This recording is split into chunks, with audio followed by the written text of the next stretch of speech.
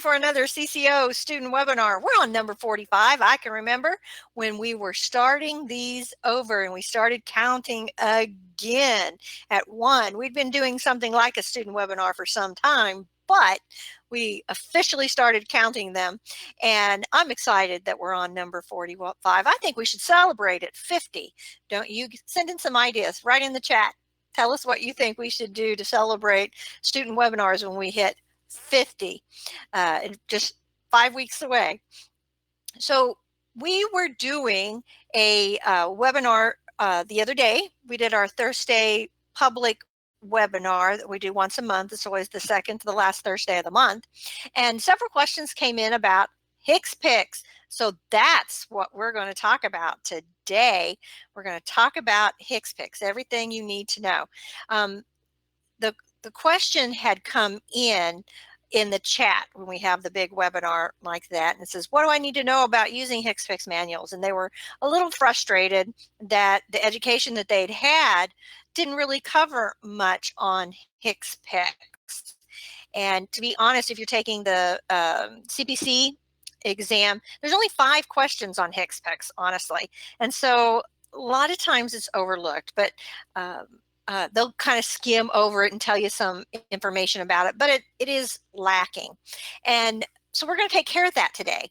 And if you are in our CCO club, you can come back and reference this as many times as you like. You can easily get the printout of the slide deck as well so that you can see the examples I'm going to show you. HCPCS is almost exactly like CPT. The thought process is like CPT. However, it is a different code set. The main difference that you need to know about HCPCS is that it's a code set used by Medicare. Now, there can be other insurances that use it, other payers that use it, but we're statistically capturing data for Medicare use. And that's the number one thing that you have to remember. So if your patient is not a Medicare patient, you're probably not going to use a HCPCS code. The second thing you need to know is we use HCPCS codes when there's not a CPT code available to use. So category 1 HCPCS codes are technically CPT codes, okay? We would just use a CPT code. I think I told you that wrong. I got to slide the text about it. I always get things flipped, you know. I don't know how my kids came out with dyslexia, but I suspect they might have got it from me and my mother. Speaking of that, I am visiting my mother in Missouri, coming to you live from Missouri from her lovely shop, and I'm having a lot of fun doing that. We'll be back in Texas by the end of the week. Because I digress, jumping back to the HCPCS codes, I want you to, if you have the opportunity to look at a HCPCS manual, you'll see that it's set up very much like the CPT manual, except that all of your characters the codes are going to start with a letter. So it's alphanumeric. So it starts with a letter, so that's alphabetized, and then they have a numerical code after that. And you'll see people talk about J codes. You'll see that documented. And those are types of medications or injections often are J codes. Again, I have some examples for you. So when you go to look up a HCPCS codes, it's almost just like looking up a CPT code. And predominantly when you're getting a base credential, a physician-based credential, outpatient coding, it's CPT codes. That's predominantly what you're using, and then your diagnosis is to back it up.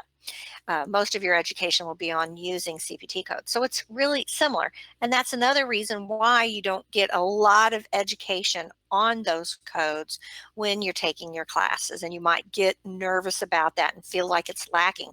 But honestly, it's like if you live in St. Louis and you can read their telephone book and use their telephone book, then you can definitely use the one for Dallas, because even though the content is different, areas, different zip code, different prefix, area code, the fact is you use it the same way, okay? And that's very true for HCPCS codes. So let's look quickly at the information that cms.gov stated about HCPCS. If you understand the background behind HCPCS, then it'll be easier to put that usage in your brain, right? So every year, just like our other code sets, they're updated. But the HCPCS code sets are the last ones to be updated in the year. We get them around December, we get the new code. So ICD comes out first because there's not a copyright on that, and all the publishers, you know, and CMS publishes those and all the changes. So we get those right away. And then next, the CPT codes come out. The HCPCS codes are alphanumeric, but they are not put out by the AMA, okay? They are put out by CMS. And thus, there's not a copyright on the HCPCS codes. But this is what I was trying to tell you earlier, which I get it confused. The level 2 code set is going to be the HCPCS codes that have the alphanumeric codes, but the level 1 HCPCS codes are actually CPT codes, okay? And they are maintained by the AMA. They're still HCPCS codes, although they look like CPT codes. All right, I just didn't want to confuse that for you.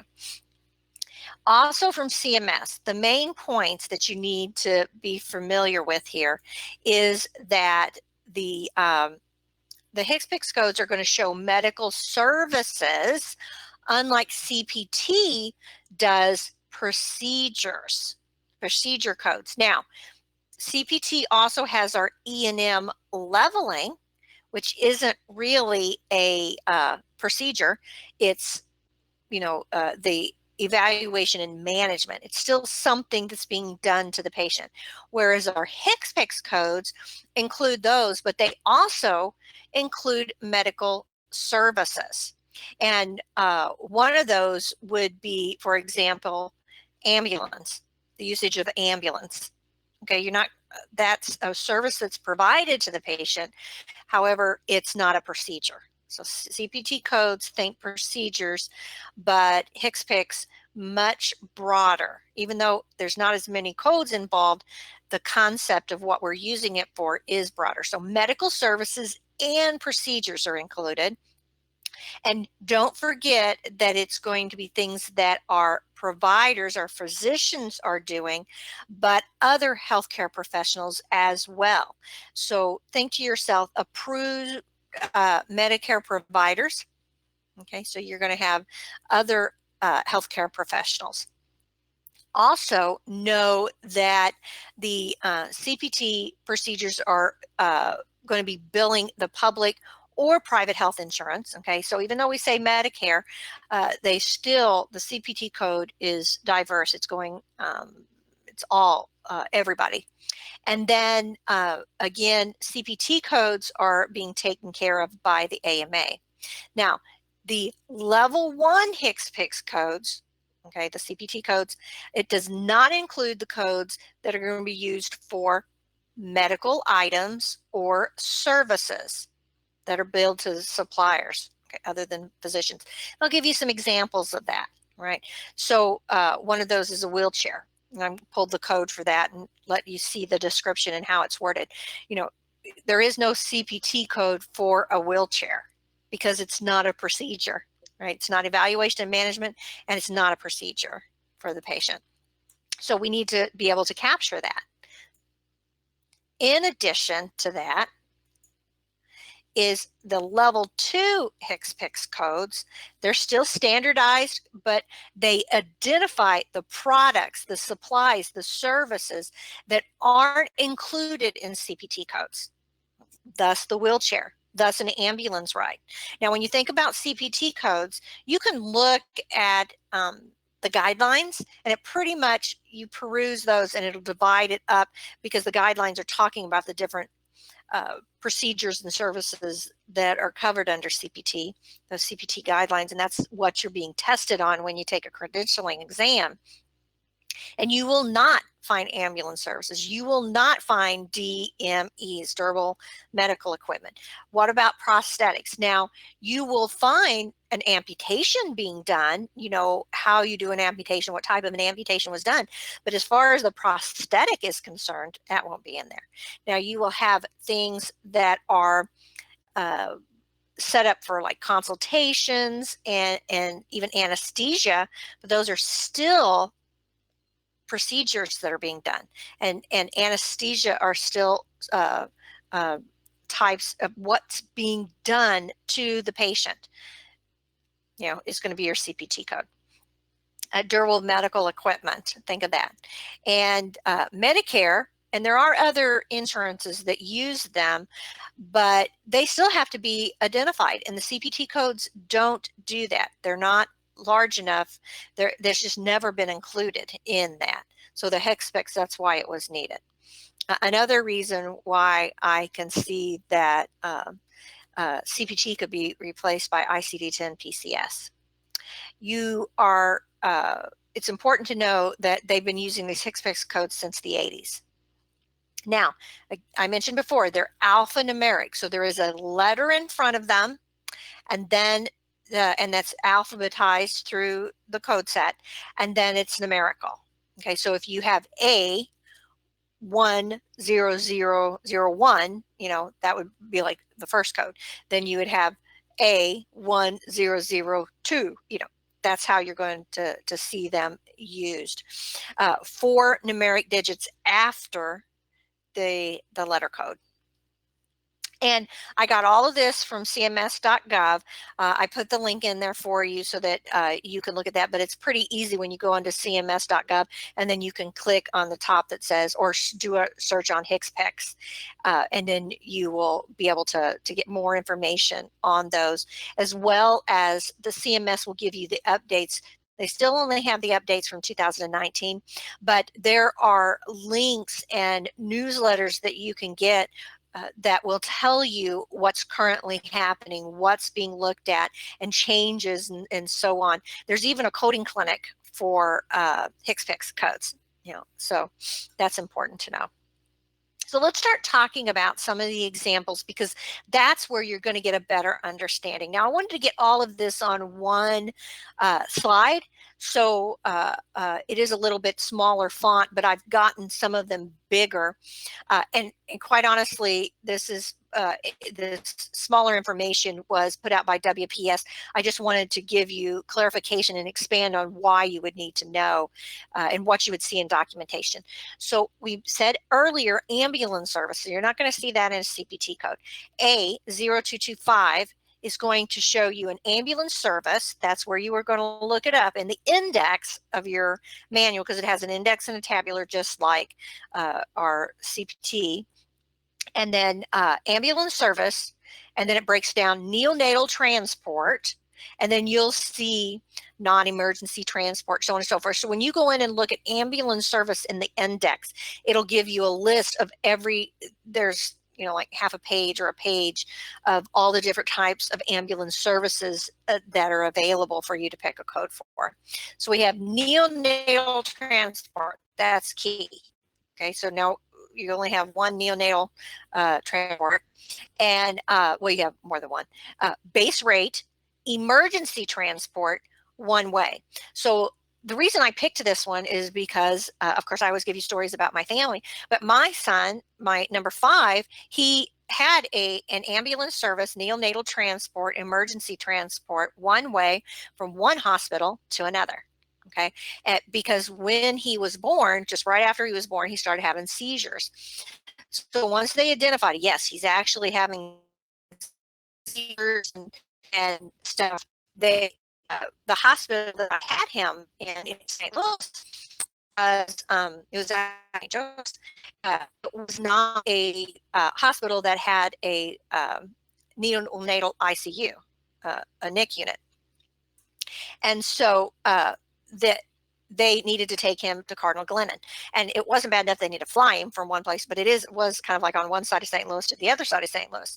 And so what they did was they got the neonatal emergency transport ambulance, came and picked him up. put him in the incubator and everything, and they drove him over to Cardinal Glennon, who had a neonatal ICU unit. And then he stayed there for several weeks. So this is the code that would have been used for that, A0225, neonatal transport. Now, the reason I added this documentation, for one thing, when you go look and find a code, where I pulled all of this, these examples from, articles or additional information, I always read that, so I make sure that I'm up on the latest thing that's happening or questions that had happened. And it said the WPS said, according to them, this is the documentation that you would need if you were going to do this type of a transport. So this is the documentation you would be reading and seeing. So we got to have a clear indication. We need to know who the patient is, the date of birth, and date of service. And that's pretty well across the board. You always have that on documentation: name, date of birth, and date of service. So after that, you need an order that is stating the person that's being transported needs to be transported for this particular code, and it would be either a non-emergency or an emergency. So this particular code, I picked emergency. And then for the actual ambulance report, what needs to be documented, we need documentation as to why an ambulance is needed. Right now, for my son, for example, seizures, neonate, emergency, et cetera, et cetera. I mean, he could have had all kinds of serious illnesses or something happening, thus causing the seizures. Point of origin. So we need to know, where he started out, which was St. Joseph, right? And then during transfer, they're going to give regular documentation as to the events. So they're going to be taking his vital signs. They will be commenting on the seizures, how many seizures he had, how long they lasted, what type of a seizure he had, meaning what type of movements and stuff like that become cyanotic, did his O2 stats drop, et cetera, et cetera. And then point of destination, Cardinal Glennon. But they also have to put down mileage and the charge for mileage and stuff. Now, this is all in the ambulance report. Minimal or base charge and all that's all put in there. Reimbursement for supplies. So let's say they had him in the incubator. They let's say they had to bag him or whatever. They were giving him oxygen, whatever. So all of that, once used, never gets used again, right? So there's charges for that. IV supplies, so on and so forth. Let's see, statement if patient was admitted as an inpatient, and yes, he was. He was a direct admit from St. Joseph to Cardinal Glennon. Certification or rationale of necessity for non-emergent transfers. So if he wasn't an emergency, you have to state why he was being transferred. Now, this is the WPS talking about ambulance services in general, not this particular code, okay? And there is a ambulance service, neonatal transport, non-emergency transport one way. Then we have certification of bed confinement if applicable, which is not confined. And then any other documentation, because we need to show medical necessity. And so again, catching how many seizures during that time of transport or any critical issues that happened during that time, whether his O2 stats went down, etc. Being a newborn, a neonate.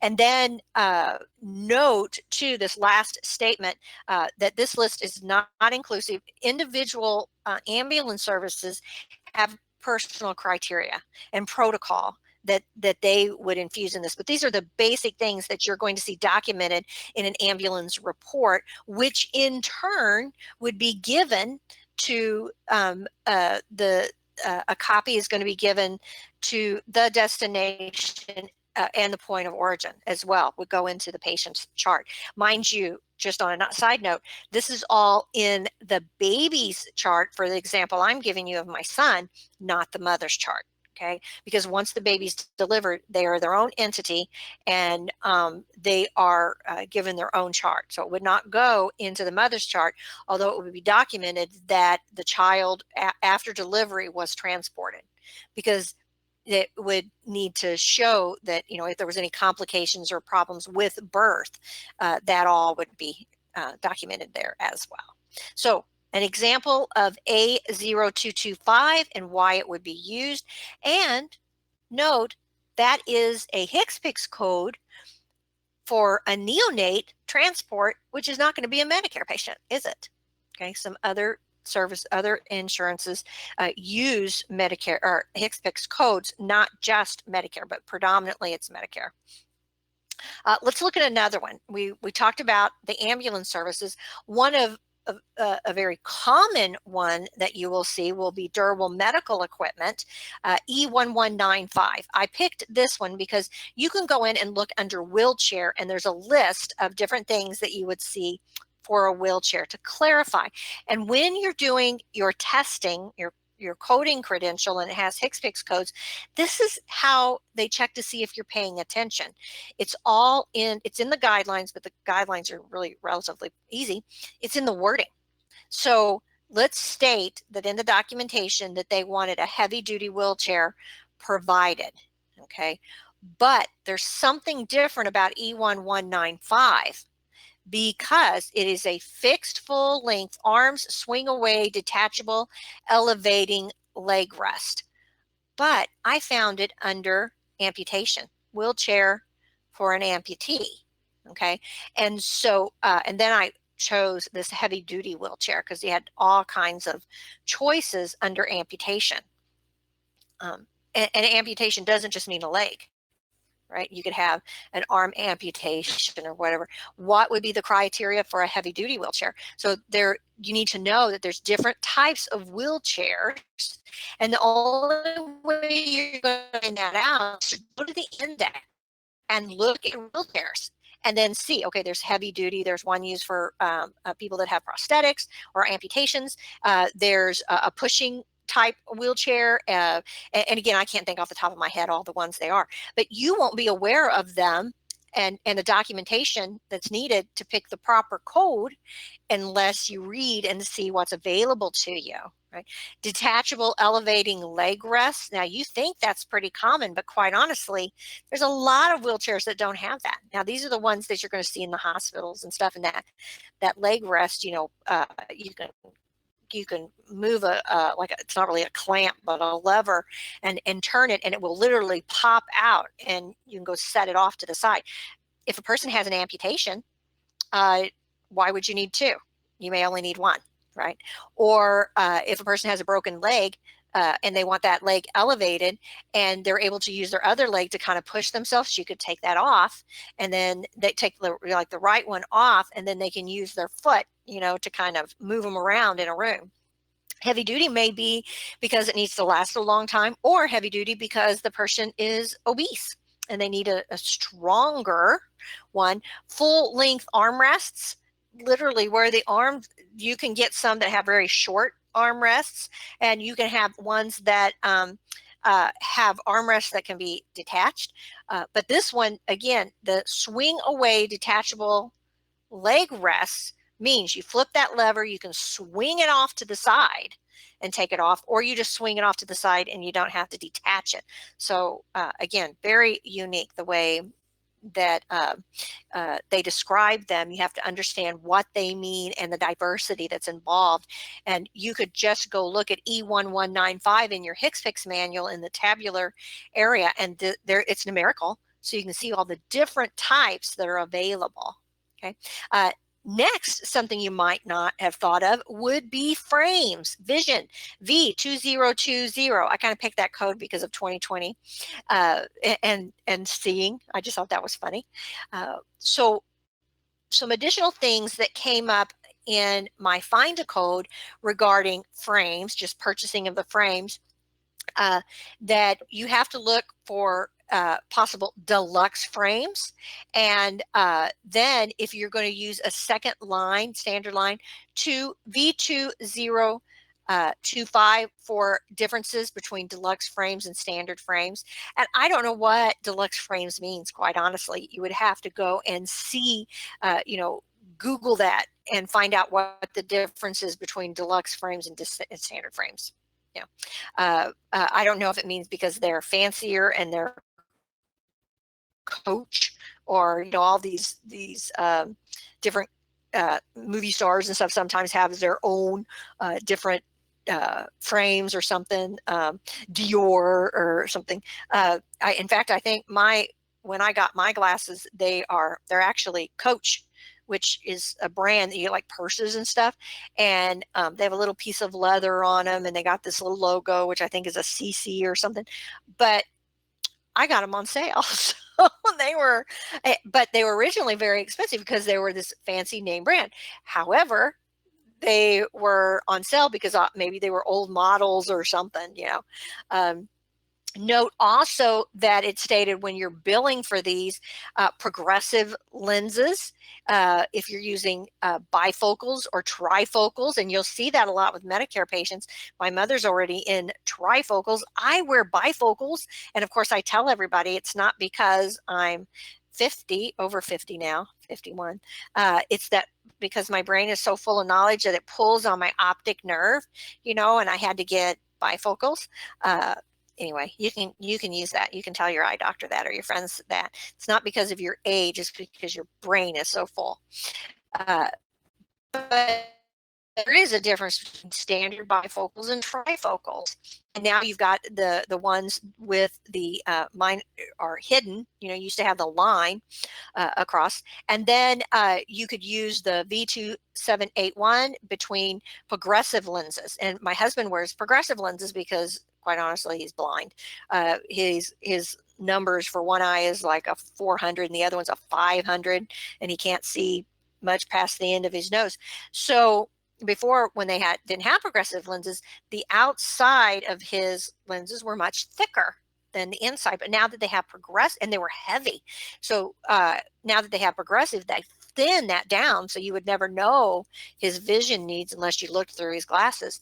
And that really saves on the weight on his nose and his ears from those glasses. And again, just your knowledge about this, which is probably something that's pretty common. Everybody knows what progressive lenses are, and bifocals and trifocals. They've heard that, but there are appropriate HCPCS codes for that if Medicare or the provider wants to collect that data. Now, I also wanted to bring up, I'm giving you a variety of different things that we would use HCPCS codes for. So we talked about ambulance services. We talked about also the lenses, the frames, and so on. But majority of what I see the HCPCS, because I don't do durable medical equipment or have not in the past. We did a lot when home health. We'll see HCPCS codes for durable medical equipment. But a lot of times you'll see these J codes or injections. Now, you will not find HCPCS codes for oral medications. So if they give you a pill, there's not a HCPCS code for it, but if they give you a shot or they give you an IV injection, there is a HCPCS code for that. So keep that in mind. You're not going to find a HCPCS code for aspirin. I picked out one that I thought would be pretty common that you could see that would be an injection. Just think, if you are a Medicare patient and they give you a penicillin shot, there's a HCPCS code for that because they gave you a shot, right? Azithromycin is like they would give you a Z-Pak, think Z-Pak. And let's say they want to give you a shot of zithromycin because of whatever's wrong with you to onboard it right away before you get out or you're in the hospital, right? And they're going to give you one through your IV or something.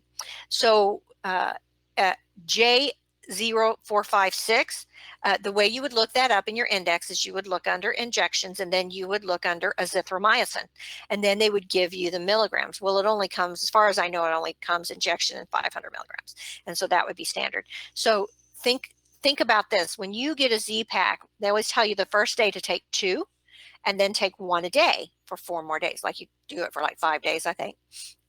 So if they give you an injection, that would be like that, like you taking 2. You know, that's how I think of it. So again, find a code had this additional information that you would find or needs to be documented. The WPS stated this documentation is required when you're going to be using a code like J0456. Why did I include this? Again, because you're going to be reading the records, and this is the stuff you're going to see and know that, oh, yep, I've got a HCPCS code that I can use for that. So we want to familiarize yourself, especially if you're getting into auditing and you need to see, or CDI work, you know, what, you know, they left off the date of birth. Wow. You know, we're not going to get paid for this, that type of thing. You need to do education, clinician education, or documentation education for your clinicians and your providers. So again, patient name, date of birth, and date of service. That has got to be on every document that is a medical document. You will see it on every single page. Okay. Labs. If you had any labs that were there, did we do a culture? Did we do a lab? Did we do a strep test? What did we do to ascertain why we need to give them an antibiotic injection?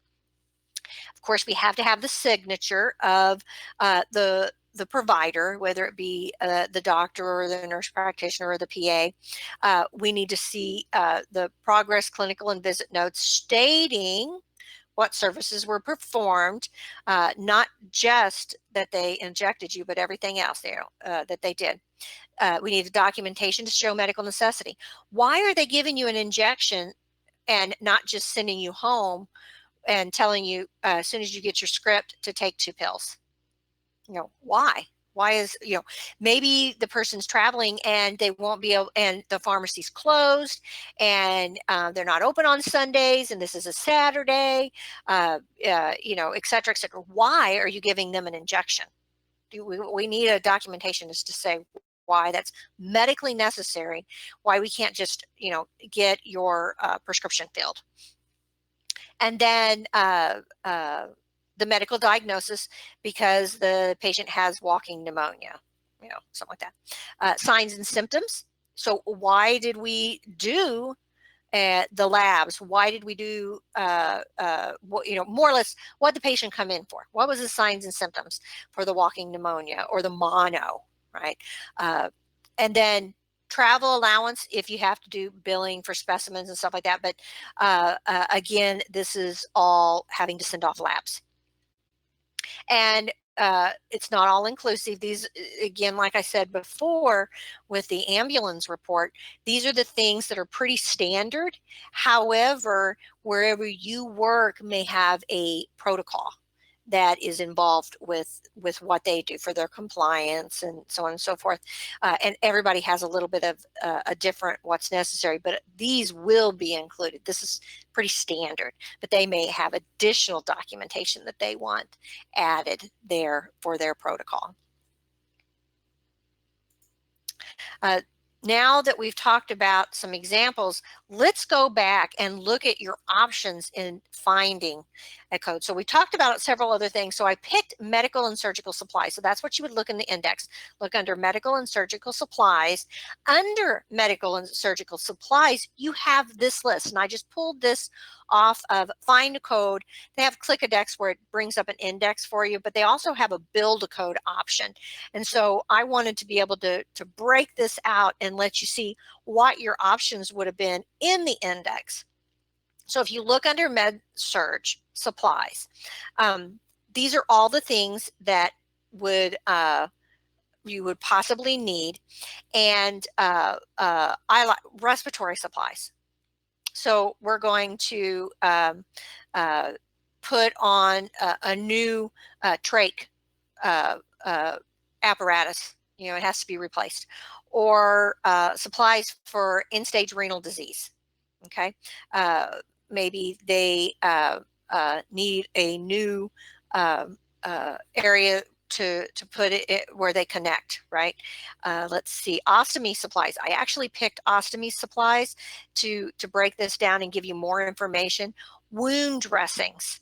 Okay, so we have a patient that had a spider bite, and we have been treating that, and they had a large wound, and we're trying to not have to put a vac on them, and so we're using compression dressings or whatever they're using, or they're packing the wound.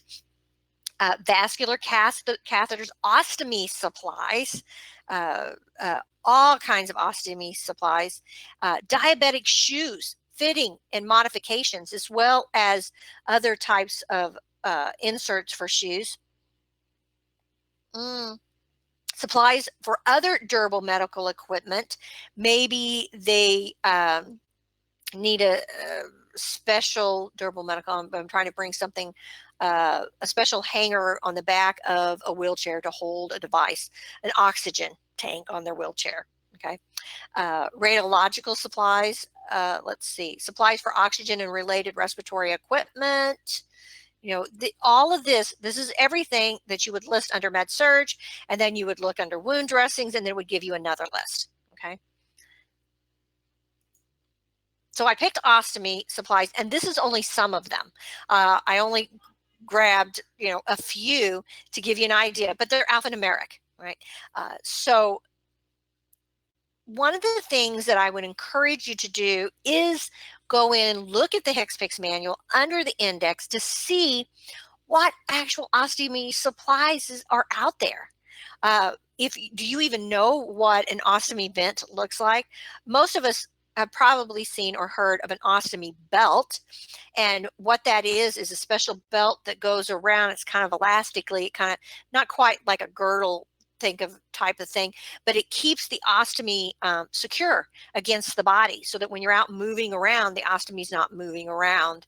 An ostomy filter, ostomy clamp replacement, adhesive.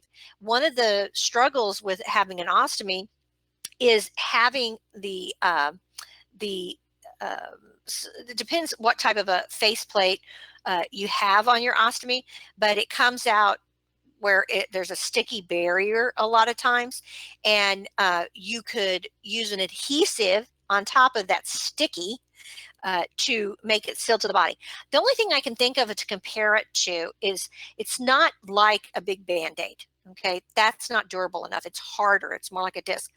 And so I would compare it to, those things that you can buy to hang on your wall, so that and you pull it off, you push it onto the wall, and it's a hook, and usually they're plastic, and you have to hold it on there for so many seconds, and it will not come off very easily. Now, some of them have that little tape thing that you can pull, and some of them don't. But like if you yank that off, plaster comes off. It's pretty stuck on there, and that's what these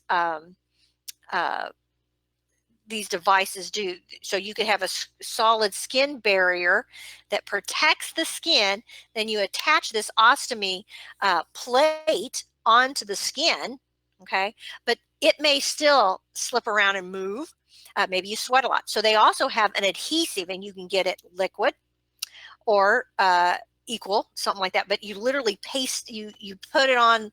It doesn't look like Elmer's glue, the paste, but it can be like the liquid glue, and then you kind of rub that in, and then you put that ostomy on there, and then you put a belt around. There is skin barrier liquid and powder, meaning think about what happens when you leave a big old Band-Aid on your hand for a long period of time. It leaves a mark on a lot of people. So there is barriers for that. And so this is just the tip of the iceberg of ostomy supplies. You have ostomy bags, you have replacement bags, you have seals, and all kinds of things that are needed, because an ostomy, like a colostomy type ostomy, they literally take part of the intestine and pull it out of the outside of the body and leave it there, stitch it down. So you have to attach that bag. It replaces the rectum is ultimately what it does if it's a lower one, or it could have a liquid. If it's up by the small intestine, it's going to be liquid when it comes out, but if it's lower for the large intestine, it'll be solids that come through. But a whole list of supplies for ostomy. And you can see the appropriate code that would be appended to that. Another area that you're going to find HCPCS codes in is telehealth. Now, telehealth is new for a lot of people, but predominantly it's been out for a while. The Texas penal system, the state penitentiaries, all are using telehealth, and they have for years, and for years they've been beta testing telehealth, and it's amazing what they can do when you have a nurse there. They don't have to bring a provider in.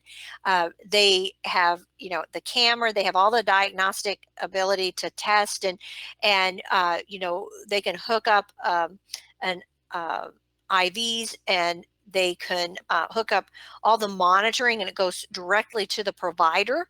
Not only can they see it in a screen, but they can transmit it electronically, so it's coming up there live, you know, streaming to the provider to see that on their screen, telemonitor, not just having a camera show it. And it truly, you know, amazing what they can do. Saves a lot of money. So again, the telehealth codes are updated. You know, this was straight from cms.gov, and I got some of this information from Find a Code. So I pulled off Find a Code some telehealth codes that you needed to be aware of. Now, the first couple slides here, it's small because I wanted to give you a large view of it, and then I kind of made it bigger in this last slide. Telehealth consultations, if you have an ER department or initial inpatient. Okay, so an example of that was, you know, if you ER, they don't have a specialist, but they're going to go to their sister facility and telehealth the consultation in, let them see the patient and say it's a special cardiologist or a neurologist, something that you might get a pediatric neurologist, yeah, you know, and they're giving their opinion. And then follow-up inpatient. I try to put in bold the key words for the telehealth to give you an idea, and this isn't all of them, just to give you an idea of things that telehealth could help with.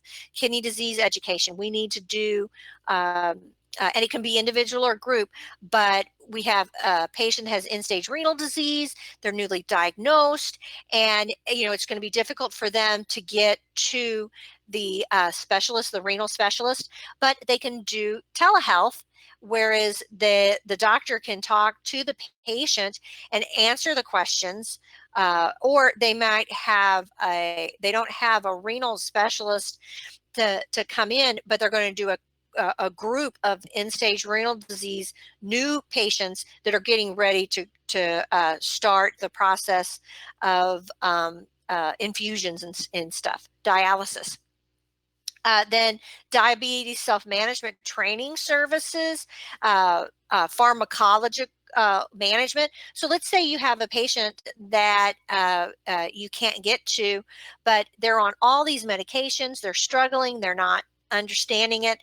They think that they may be having side effects to a medication because they've, you know, their feet are hurting or their bones are hurting, and they can't get in.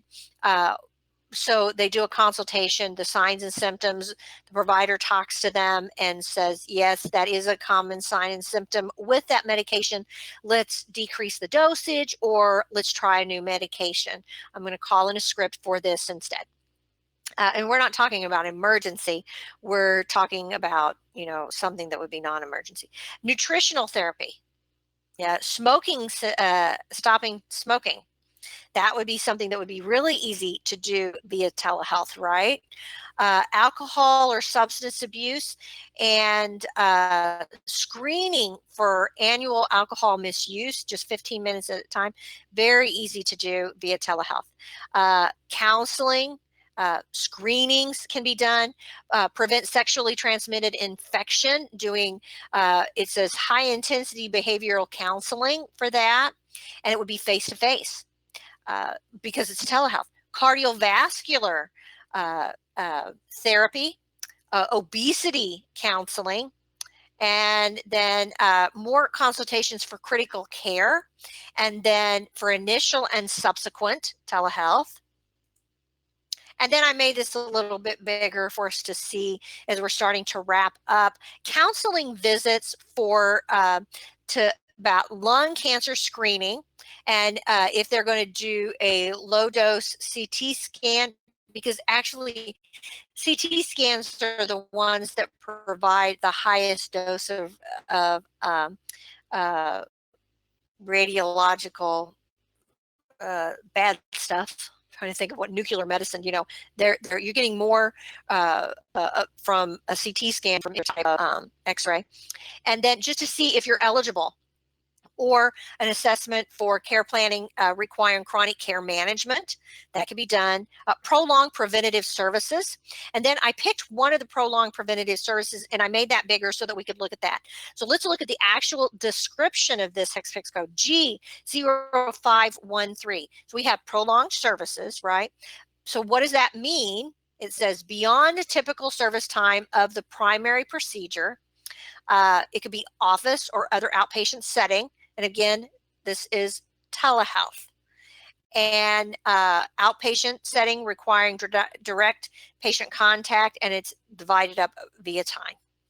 Okay, so again, really, really fascinating, all of the codes and all the diversity that you get through HCPCS.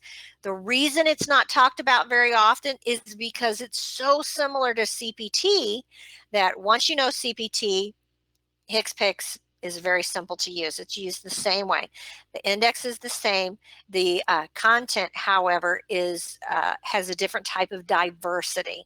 It's not just procedures. It's all of these additional services and supplies that are provided for our patients, and predominantly we're talking Medicare patients that will be using HCPCS code. Don't forget, the reason we're doing these codes, we always think about getting paid, but it's for statistical services. So, we could pull out this G0513 for a specific, right now in Missouri, where my mother lives in Morgan County. So they can pull all of the G0513s in a 3-month period of time for prolonged services and see, is this telehealth service actually beneficial? Is it something that's being used? Do we need to make it easier? Is it successful? So therefore we can expand it and start offering it in other counties. It's statistics that we're capturing, and telehealth is not the wave of the future. It is happening real time now for us. Telehealth is saving our patients money, that's saving our payers money, and it's bringing down the cost for providers, as well as giving treatment and care to patients that aren't able to get in and may avoid coming in for various reasons, not only because they're rural, but because it's difficult for them to come in. And so this is an option where they can get a higher level of care via telehealth. So it's absolutely fascinating, a lot of fun to do more research in if you're willing to put that time in. That's it. We'll wrap it up. If you have questions, don't forget you can ask them in the forum if you're watching us on YouTube or LinkedIn or Facebook. Make sure to comment in there for us. Let us know if this is a webinar that you appreciate it, if it's something that has helped you or benefit you. If it is, make sure you share it. Don't forget to like, and don't forget to subscribe if this is something you think that'll be beneficial for you in the future. Other student webinars that we do for our students, and we just give you a peek. We also have our club webinars. Again, we're just giving you a peek, and then they go up on our club and they're exclusive for them. But you can always come to our club and ask questions. But we do respond to the posts that you make in Facebook, LinkedIn, and YouTube. They don't get responded to as quickly as our club members and our students, but we do get to them, and we want to hear if this is beneficial, if there's something that you think that we need to provide in education, we can do that. A little heads up before we close. Tomorrow night, we're doing our very casual CCO Live, and we're going to talk about ICD-11. So stay tuned for that, what you need to know about ICD-11. It's around the corner. It's going to be exciting. It changes everything. So I'll show you, and that's very casual and interactive, that our CCO Live. So thank you again. Don't forget to like and subscribe and share these videos with your friends and let them know that you learned something and it's free. Bye, guys. 2 questions, actually. Okay, great. Whitney asks, code 3008F is only used for Medicare patients. Is that correct? Well, without looking, I would say yes, but that is not a HCPCS code. That's actually a type of CPT code. When you see the letter at the end, those are like temporary codes and some other things. We've done some videos on those, and I know Whitney's in the club. So if you post that in the club, one of us will get back and tell you more information about it. But it's not a HCPCS code. Okay. And the second one is, aren't G0436 and G0437 not valid anymore for smoking cessation? This is 2019 codes, so it is true they may have been dropped. It might even be 2018 on some of this, because I pulled it from some interesting things that I found off of Find a Code. So it is possible that those are not active codes right now. What you want to do is go look at your encoder. If you're asking, is the code still a code? It showed up on my encoder and Find a Code. However, again, the new codes for 2020 have not been dropped, and so I couldn't tell you. Or is it something that Medicare is just not paying for? There could be a code for it, but Medicare's not reimbursing for it, and that very well could be the topic. But off the top of my head, I couldn't give you a valid answer. If you want to post that question, I'll do some follow-up. If you're in the club, go post it in the club. But yeah, I can get more information for you on there if you want to put that question. Awesome. That's it. Bye, guys. Great questions. Yep. Awesome. See you guys. Bye.